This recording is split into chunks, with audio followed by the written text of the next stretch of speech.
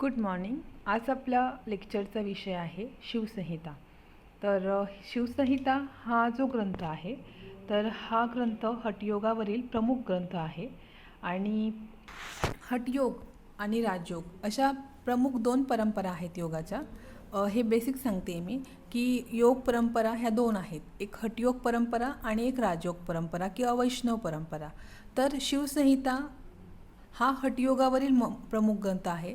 हठयोग म्हणजे नाथ संप्रदाय किंवा मग कनफटी पण त्यांना आपण म्हणतो. आणि जो वैष्णव परंपरा आहे म्हणजेच पतंजली मुनींनी जो सांगितलेला आहे किंवा राजयोग आहे हे म्हणजे आपली वैष्णव परंपरा. तर हा जो आहे प्रमुख हा हठयोगावरील ग्रंथ आहे. त्यानंतर हा ग्रंथ म्हणजे काय आहे तर शिव आणि पार्वती यांचा संवाद म्हणजे हा ग्रंथ आहे. ह्या ग्रंथाची जी रचना आहे ती 5 पटलांमध्ये आणि एकूण 644 श्लोकांमध्ये केलेली आहे. ह्या ग्रंथामधील दोन म्हणजे जे आहे तर हा ग्रंथ जो आहे त्याच्या पहिल्या पटलामध्ये अद्वैत वेदांत दर्शनाच्या सार भागाचं वर्णन आहे आणि 2 पासून तर 5 पर्यंत जे पटल आहेत त्यांचं योग विद्येशी संबंधित हे पटलं आहेत. तर बेसिकली शिवसंहितेवर म्हणजे शिवसंहितेच्या लिखाणावर दक्षिण भारतीय श्रीविद्ये संप्रदायाचा प्रभाव आहे. तर सगळ्यात पहिल्यांदा बघूयात आपण की जे प्रथम पटल आहे त्याला लय पटल असं म्हणतात आणि त्याच्यामध्ये एकूण 104 श्लोक आहेत. तर हे लय प्रकरण आहे आणि याच्या प्रारंभीच त्यांनी आत्मज्ञानाचं वर्णन केलेलं आहे. आणि आत्मज्ञानाचं वर्णन करताना भगवान शिव असं म्हणतात की जरी तपचर्या, शुद्ध आचरण, वैराग्य इत्यादी गोष्टींनी चित्ताची शुद्धी झाली तरी अनेक लोक जे आहेत ते आत्मज्ञानाच्या अभावी संसार चक्रात फिरत असतात. ओके, म्हणजे आत्मज्ञानाला खूप महत्त्वाचं त्यांनी मानलेलं आहे. त्यानंतर त्यांनी अज्ञान काय हे समजून सांगितलेलं आहे. अज्ञान म्हणजे नित्य गोष्टींना अनित्य व अनित्य गोष्टींना नित्य मान्य हे अज्ञान आहे आणि चैतन्य स्वरूप परमात्मा हा नित्य आहे आणि संसाररूपी भोग जे आहेत ते अनित्य आहेत असे इथे प्रतिपादित केलेले आहे. त्यानंतर मानवाचं परम जे उद्दिष्ट आहे किंवा परम लक्ष आहे हे मुक्ती आहे आणि त्याचं जे रहस्य आहे ते रहस्य म्हणजे गुरुसेवा हे सांगितलेलं आहे. गुरुची महती इथे सांगितलेली आहे. या म्हणजे ह्या पटलामध्ये पंचमहाभूतांचं वर्णन आलेले असून तसेच त्यांच्या अर्थाचंही वर्णन आलेलं आहे. पंचमहाभूते म्हणजे पृथ्वी, जल, वायू, तेज आणि आकाश आणि त्यांचे अर्थ म्हणजे पृथ्वीचा गंध, जलाचा रस, आकाशाचा शब्द, वायूचा स्पर्श आणि तेजाचे रूप हे त्यांचे अर्थ आहेत. त्याचं वर्णन इथे आलेलं आहे. तसंच या पटलामध्ये फळयुक्त कर्म हे निंदनीय सांगितलेलं आहे. म्हणजे फळाची अपेक्षा करून कुठलेही काम केलं ते निंदनीय आहे असं सांगितलेलं आहे. आणि पुढे कर्माचं वर्णन करताना भगवान शिव असं म्हणतात की मनुष्य जन्मात कर्मफळ स्वरूप त्याला नरक आणि स्वर्ग याची प्राप्ती होते आणि पाप पुण्य कर्मांचा इथे उहापोह त्यांनी केलेला आहे. जर योग अभ्यासाने जर ह्या कर्माचा भोग ह्या योगाभ्यासाने ह्या कर्मांचा जर भोगांचा क्षय झाला तर जीव मात्र हा आत्म्याशी लीन होतो असे वर्णन ह्या पटलामध्ये आलेले आहे. अशा प्रकारे प्रथम पटलामध्ये त्यांनी गुरुसेवाचे महत्त्व, अज्ञान काय आहे ते, तसेच मानवाचे परम लक्ष्य काय आहे ते हे सर्व सांगितलेलं आहे. त्यानंतर जे आहे ते द्वितीय पटल हे जे आहेत तर हे जे आहे तत्वज्ञान आहे याच्यामध्ये सांगितलेलं किंवा त्याचं नाव जे आहे तत्वज्ञान आहे. त्याच्यामध्ये एकूण 57 श्लोक आहेत. तर ह्या पटलामध्ये प्रमुख जो विषय आहे म्हणजे विषय आहे या पटलाचा तो नाडी हा आहे.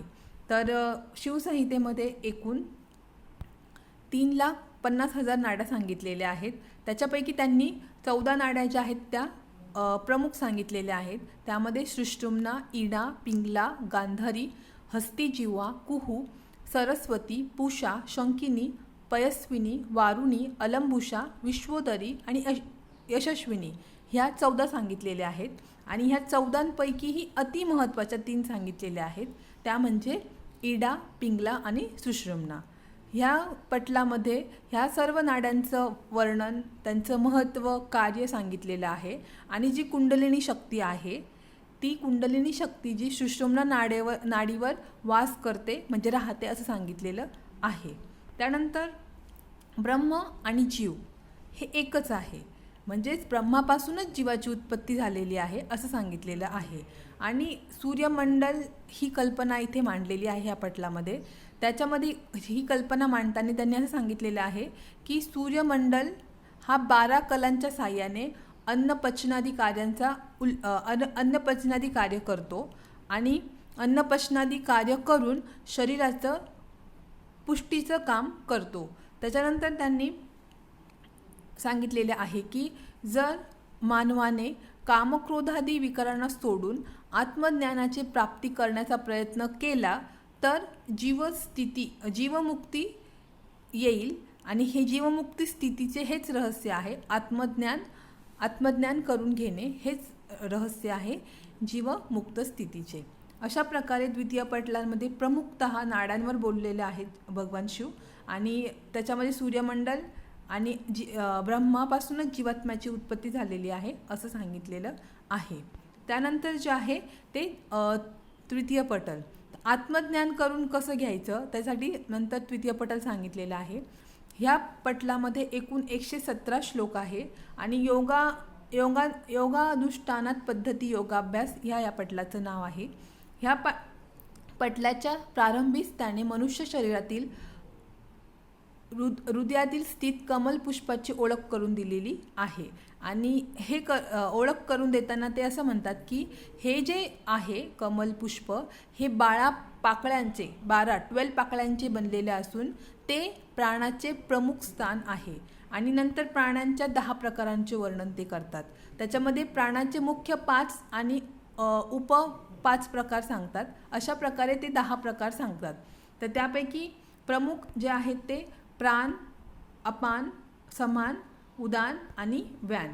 आणि यांचे स्थान सांगताना प्राणाचं हृदय, अपानाचं गुद, समानाचं नाभीमंडल, उदानाचं कंठ, व्यान हा सर्व शरीरव्यापी सांगितलेला आहे आणि नाग याचं कर्म हे उद्गार आहे, कुर्म याचं कर्म अक्षिनिमेष आहे, कृकलचं कर्म पिपासा आहे, देवदत्तेचं कर्म जुंभा आहे आणि धनंजयाचं कर्म जे आहे ते हिक्का आहे असं सांगितलेलं आहे. त्यानंतर याच्यामध्ये गुरु महती आणि गुरुला वंदन करून पवना अभ्यास करावा असं सांगितलेलं आहे. आणि पवना अभ्यास किंवा मग नाडी शोधन प्राणायाम, इथं एक लक्षात घ्यायला हवं की फक्त एकाच प्राणायामाचं वर्णन भगवान शिवनी केलेलं आहे शिवसंहितेमध्ये. तर ते नाडी शोधन प्राणायाम आहे किंवा आपण त्याला आजकाल अनुलोम विलोम प्राणायाम असं म्हणतो. हा एकमात्र प्राणायाम फक्त ह्या संहितेमध्ये सांगितलेला आहे. त्याच्यानंतर योगाच्या त्यांनी 4 अवस्था सांगितलेल्या आहेत. त्याच्यामध्ये पहिली जी आहे ती प्रारंभ अवस्था, त्याच्यानंतर दुसरी जी आहे ती घटा अवस्था, तिसरी जी आहे ती परिचय अवस्था आणि चौथी जी अवस्था आहे ती निष्पत्ती अवस्था असं सांगितलेलं आहे.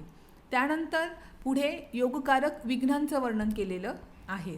तर योगकारक विघ्नांचं वर्णन करताना आम्ल, रुक्ष, तीक्ष्ण, लवण, कटू असा आहार घेणं किंवा प्राप्त स्नान करणं, तेलयुक्त विधायी भोजन करणं किंवा चोरी करणं, हिंसा करणं, जनद्वेष करणं, अहंकार करणं, उपवास करणं, स्त्रीसंग करणं किंवा मग अतिभोजन करणं हे योगकारक विघ्न सांगितलेली आहेत.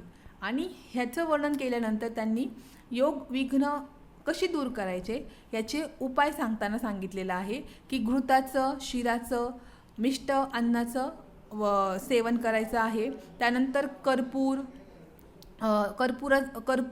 त्याच्यानंतर सिद्धांत श्रवण म्हणजे अभ्यास करणं, त्याच्यानंतर नामसंग, कीर्तन, त्याच्यानंतर श्रवण, धृती, क्षमा, तप, शौच, ही मती आणि गुरुसेवा हे सगळं नियम पाळून या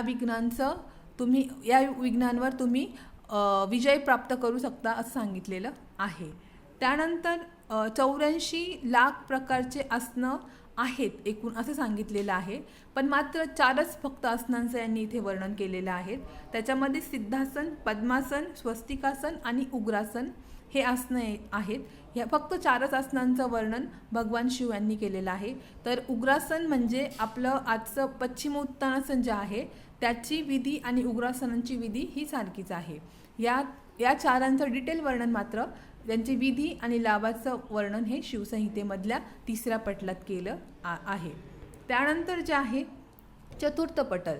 चतुर्थ पटलमध्ये 10 हे जे आहे मुद्रा प्रकरण आहे, त्याच्यामध्ये एकूण 111 श्लोक सांगितलेले आहेत आणि 10 प्रकारच्या मुद्रांचं वर्णन इथे केलेलं आहे. त्यामध्ये महामुद्रा, महाबंध, महावेद, खेचरी, जालंधर बंध, मूलबंध, विपरीत करणी, उडियानबंध, वज्रोलीचे 2 प्रकार सांगितलेले आहेत, सहजोली आणि अमरोली. त्याच्यानंतर शक्तिचालन. ह्या मुद्रांचे विधी, फायदे याबद्दल डिटेल माहिती सांगितलेली आहेत आणि ह्या 10 मुद्रांव्यतिरिक्त योनी मुद्रेचं वर्णनसुद्धा या संहितेमध्ये केलेलं आहे. त्यानंतर आता आपण बघूया की पंचम पटल किंवा 5वं पटल हे जे आहे ते योगाचं पटल आहे. त्याच्यामध्ये एकूण 255 श्लोक सांगितलेले आहेत. ह्या पटलामध्ये प्रारंभीच त्यांनी मुक्ती मार्गातील विघ्नांचं वर्णन केलेलं आहे आणि ते वर्णन करताना त्यांनी ते 3 प्रकारामध्ये वर्णन केलेलं आहे की भोगरूप विघ्न, धर्मरूप विघ्न, ज्ञानरूप विघ्न. तर भोगरूप विघ्नामध्ये स्त्री आणि आभूषण सांगितलेले आहेत, धर्मरूपमध्ये उपवास आणि इंद्रिय निग्रह सांगितलेला आहे आणि ज्ञानरूपमध्ये विघ्नामध्ये योग, क्रिया, ज्ञान, अभाव असं सांगितलेलं आहे.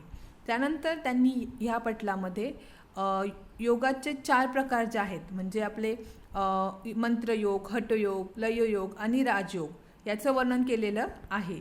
आणि मेन म्हणजे त्यांनी राजयोगाला राजाधिराजयोग असं म्हटलेलं आहे. तसेच त्यांनी असं म्हटलेले आहे की हठयोगामुळे राजयोग सिद्ध होऊ शकत नाही आणि राजयोगामुळे अभावी हठयोग सिद्ध होऊ शकत नाही असंही वर्णन त्यांनी केलेलं आहे. त्यानंतर त्यांनी योग साधकाचे 4 स्तराचं वर्णन केलेलं आहे. योग साधकाचे 4 स्तर म्हणजे मृदू साधक, मध्य साधक, अधिमात्र साधक, अधिमात्रतम साधक. आणि ह्या सगळ्यांना जेव्हा आपण योगा अभ्यास सुरू करतो तेव्हा आपण मृदू साधक असतो. मृदू साधना आपण 12 वर्ष केल्यानंतर आपण मध्य साधक होतो. मध्य साधक 12 वर्ष साधना केल्यानंतर अधिमात्र साधक होतो आणि अधिमात्राची 12 वर्ष प्रॅक्टिस केल्यानंतर अधिमात्रतम साधक होतो. तर साधकाचे जे प्रकार आहे तर मृदूपासून मध्यपासून अधिमात्र. सुरुवातीला जर एखादा साधक मध्य साधक असेल तर त्याच्या 12 वर्षांनी तो अधिमात्र आणि सुरुवातीलाच एखादा साधक अधिमात्र साधक असेल तर त्याच्या 12 वर्षांनी तो अधिमात्रतम साधक होण्यास इलिजिबल असतो.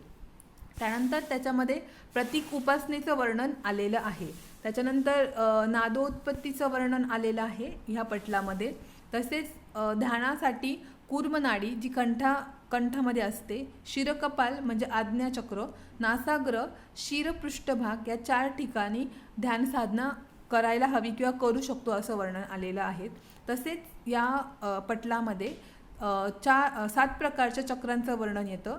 मूलाधार, स्वाधिष्ठान, मणिपूर, अनाहत, विशुद्ध, आज्ञा आणि सहस्रसार या चक्रांचं बद्दल माहिती दिलेली आहे आणि ह्या चक्रांना भेदन करून कुंडलिनी शक्ती जागृत करावी असं संहितेमध्ये सांगितलेलं आहे.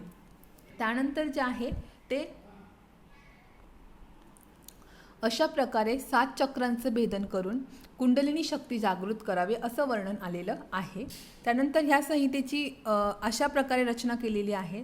तर एक महत्त्वाची गोष्ट इथे असं सांगते की हा जो ग्रंथ आहे शिवसंहिता हा दुर्मिळ ग्रंथ आहे आणि आपल्याला कसं असतं की जे महत्त्वाचे ग्रंथ आहे त्याचं आपण वाचन करतो योगा अभ्यास करताना. जे प्रचलित ग्रंथ आहेत त्याचं आपण वाचन करतो जसं की पतंजली योगसूत्र.